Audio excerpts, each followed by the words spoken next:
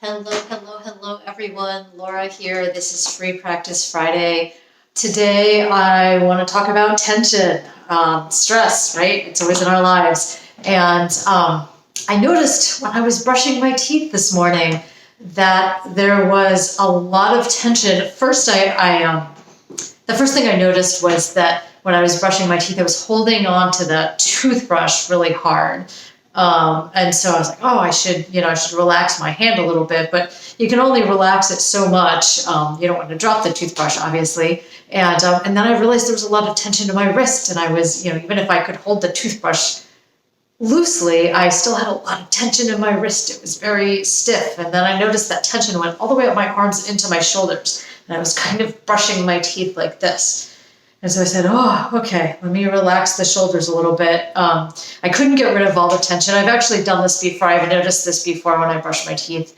But it made me think of the ways we hold tension in our bodies. I often talk in class about, in Qigong class, about holding tension in your hips and your glutes. I tend to hold a lot of tension between below my waist and above my knees.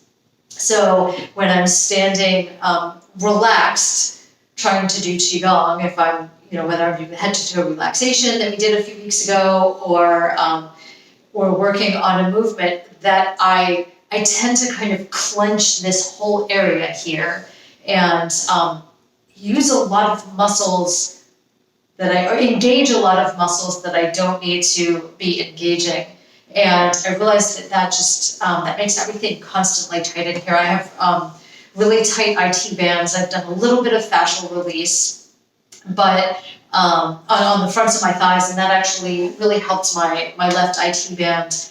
I couldn't foam roll it at all before. I would try to, and tears would come to my eyes. It was so painful. Even if I kind of if I was lying on the foam roller and I kind of propped myself up with my other leg and my elbow, I could just barely roll my leg. I was panting like I was giving birth or something. It was really, really painful. And I did a little bit of fascial release on the fronts of my legs. And now I can foam roll the side of my left leg. It still hurts, but it's not nearly as bad.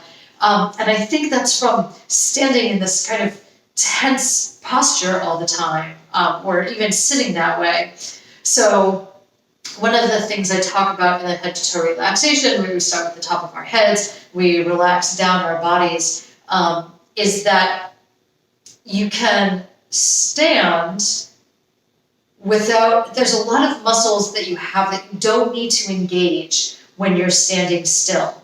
I differentiate between the stabilizing and the mobilizing muscles, right? So we've got muscles that kind of just help us stand up straight, and then we've got muscles that help us walk or run or move in one direction or the other, maybe to the side. We step to the side, and a lot of those muscles, I don't know whether it's all of them, but a lot of them are super, super tight in me. And so when I'm doing Qigong, I'll often scan my body for tension, and I often will feel it. I don't really I have some pain in my lower back, but I wouldn't call it having lower back problems the way a lot of people do, but I can see that I might be heading in that direction. But my butt, my hips, the sides of my thighs, the fronts of my thighs, all of that is often really, really tight. And so while I'm practicing, I'll just have to kind of loosen everything up, relax it a little bit.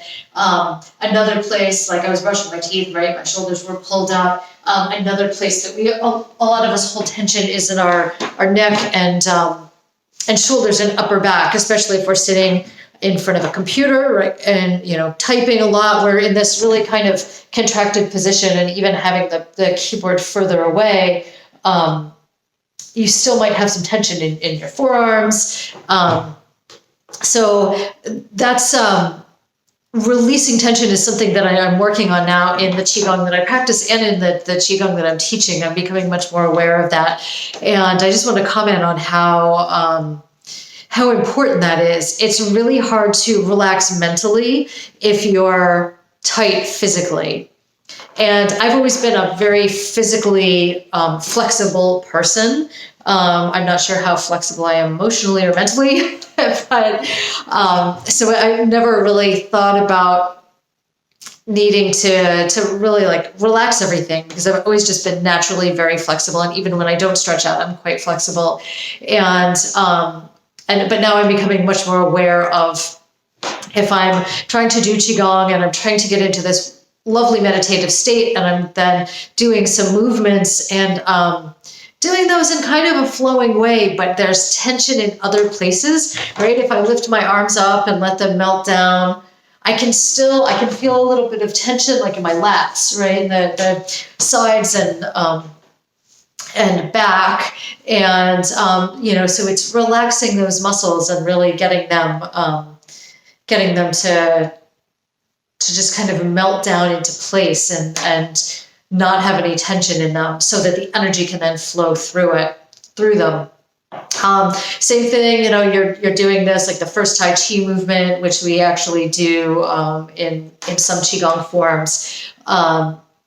You're standing still. If you're standing still where you're doing that, you can still have tension in your legs. So, I might look nice and relaxed as I'm doing this movement, and I'm getting a little bit taller as my hands come up, and then sinking back down as my hands come down. So there's a little bit of movement in my legs, a little bit of up and down. Really, it's more the pelvis. We did standing on a boat. It's more like the pelvis tilting, and you're kind of, your torso is stretching up.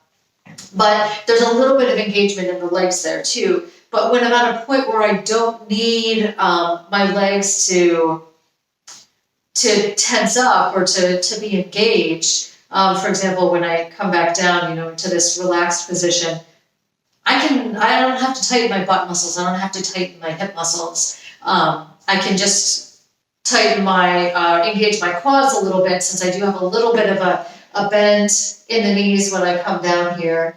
But really, I don't even need to do that, because I can just kind of sink down, and there's a little bit of tension in the fronts of my quads, but definitely not on the sides of my legs, definitely not in the back.